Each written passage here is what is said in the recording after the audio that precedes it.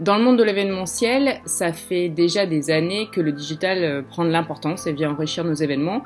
Mais là, avec la crise du Covid, cette tendance du virtuel fait plus que s'accélérer. C'est vraiment une révolution qui s'opère dans le secteur.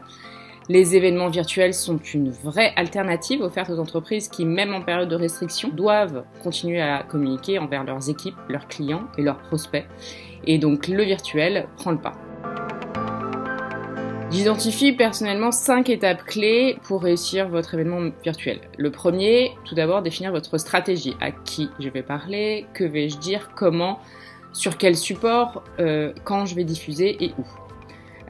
Deuxième point qui est très important et très spécifique aux événements virtuels, c'est de choisir la technique, définir la plateforme sur laquelle vous allez diffuser, qui doit être adaptée à votre public, mais également à ce que vous souhaitez faire en termes d'interaction.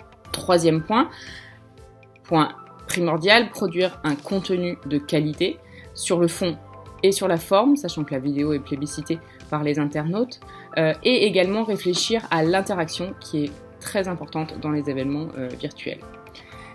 Étape 4, stratégie de marketing efficace qui va vous permettre d'attirer votre public vers le site virtuel que vous aurez créé.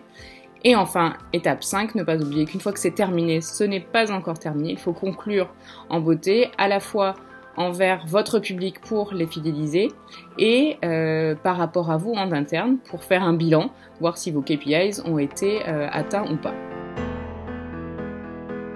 Selon moi, il y a 3 points à garder en tête pendant toute la durée de la production d'événements virtuels.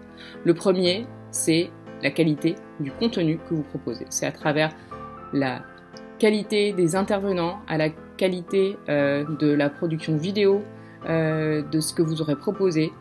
C'est ça qui va attirer les internautes à venir sur votre événement virtuel et pas un autre.